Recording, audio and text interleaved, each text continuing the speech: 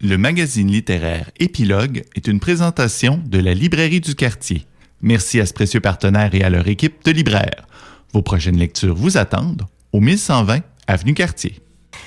Voilà, vous êtes toujours à l'écoute du magazine littéraire Épilogue sur les ondes de CKIA-FM. On est en compagnie de Geneviève Bossé qui a lu pour nous La Dèche, mais qui, en même temps, a lu à peu près toute l'œuvre de Hakim Gagnon pour justement rattraper ce troisième ouvrage de cet auteur assez iconoclaste. Je pense que c'est le bon terme. Puis, je n'avais pas lu les 2 premiers tomes. Je l'ai peut-être déjà expliqué en ondes. Là. Moi, maintenant, j'attends que le buzz autour d'un nouveau roman s'estompe avant de le lire afin d'éviter déception ou incompréhension. Ce qui fait en sorte que j'ai vécu avec Hakim Gagnon pendant les 2 dernières semaines de ma vie.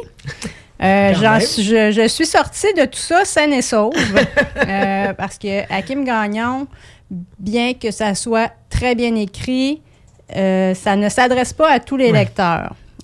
J'ai adoré Le cigare au bord des lèvres. J'ai ri fort dans l'autobus et à la maison.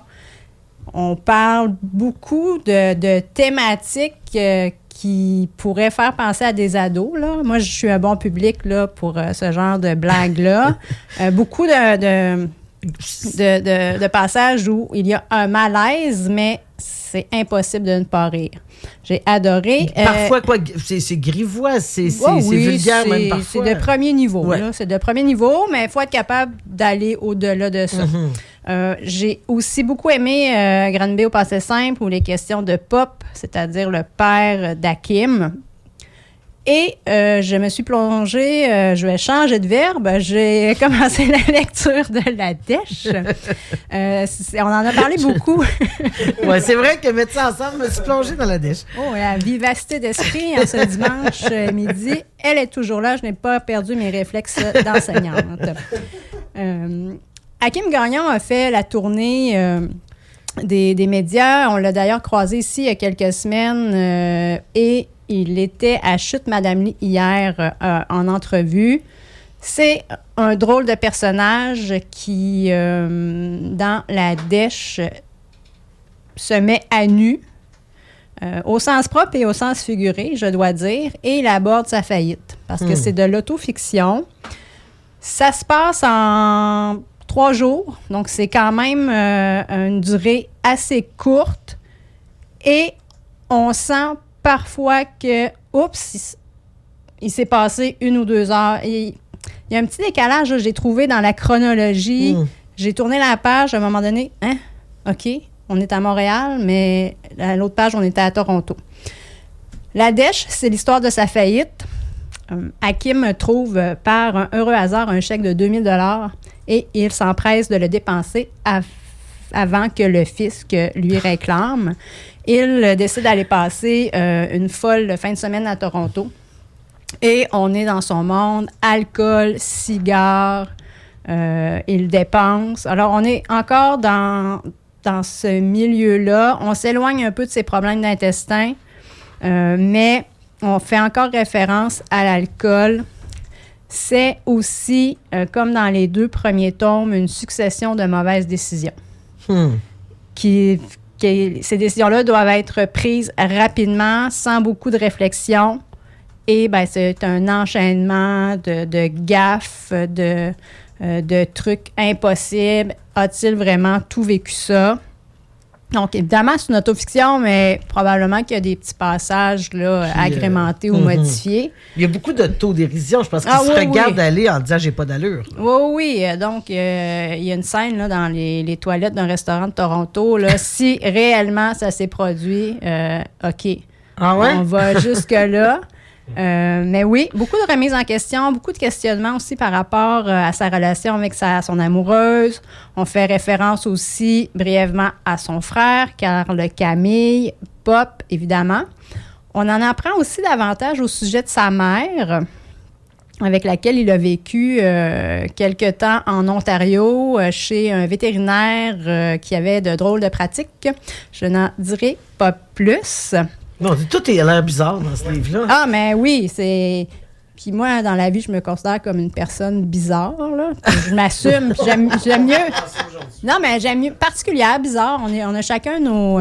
puis moi, je m'assume. J'aime mieux être bizarre que beige. Oui, tu fais parfaitement. Donc... ça fait des meilleurs livres. Ben oui, c'est sûr.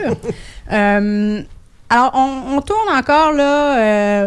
J'ai senti un léger essoufflement dans cette quête de partager sa vie.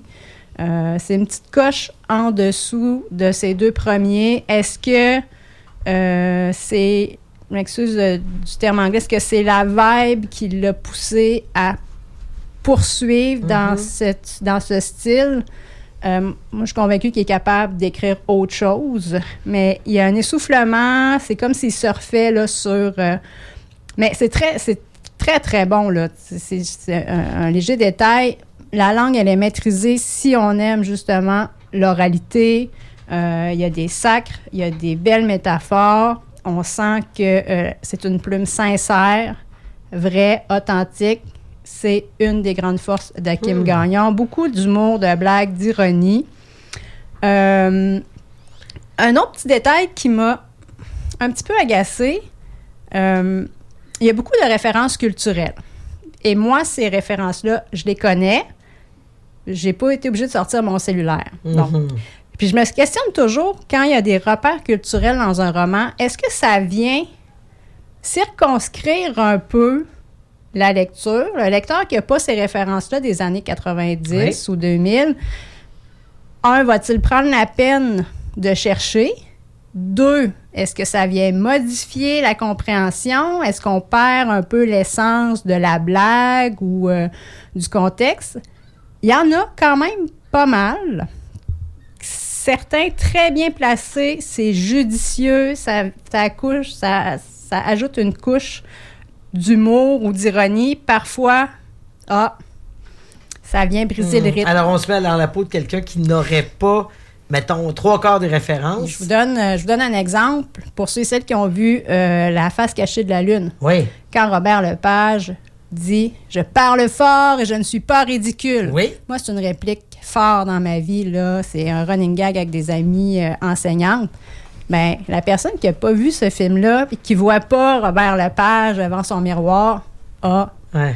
Donc, je sens que ça peut faire une petite différence pour la compréhension de l'ensemble de l'œuvre. Alors moi, je trouve que ça restreint, puis est-ce qu'il y a l'effort chez le lecteur? Est-ce que ça va? C'est intéressant comme réflexion parce que si on prend un des récents où je me suis posé un peu la question, c'est la version qui n'intéresse personne, Emmanuel Pierrot, des allusions à Dolora Clip, à Musique Plus, au podcast de Mike Ward. Tu sais, c'est super parce que c'est très années 2010, mais il y a une réalité aussi autour de ça.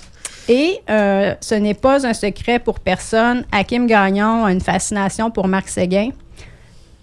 Fascination que je partage, là, je l'avoue. C'est Marc Séguin qui a fait la première de couverture.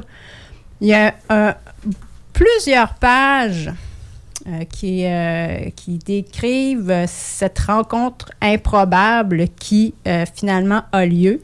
Ça aussi, c'est connu. Là, Hakim Gagnon en a parlé dans les médias. Sont devenus amis. Bon. T'es jalouse. Ben, ça, c'est sûr que moi aussi. Et d'ailleurs, c'est ce que j'ai dit à Hakim Gagnon quand je lui ai serré la main ici. J'ai dit, moi aussi, j'aimerais ça que Marc Séguin soit mon ami. Oui, oui. J'espère. J'ai un plan. J'ai un plan.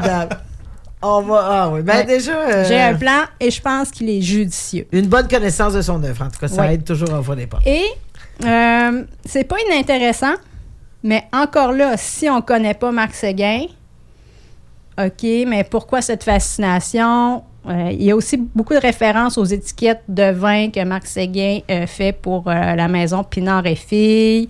On va dans le détail, puis c'est pas optimal. C'est pas optimal, c'est niché, encore une fois.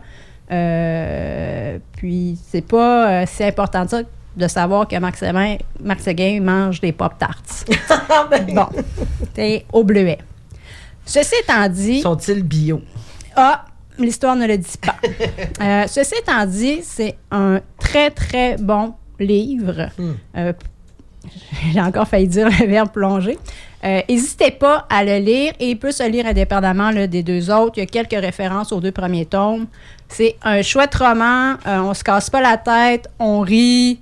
Si vous n'avez pas de difficulté avec le français qui est un peu écorché, mais ça donne toute l'authenticité là, de l'histoire d'Hakim Gagnon. La Dèche, parue aux éditions La Mèche récemment, là, au début de l'année 2025. Merci beaucoup, Geneviève. Merci, C'était Valérie. très intéressant de penser à cette expérience, donc, d'avoir lu les trois là, en quelques jours à peine. Alors, voilà, merci. On poursuit cette émission.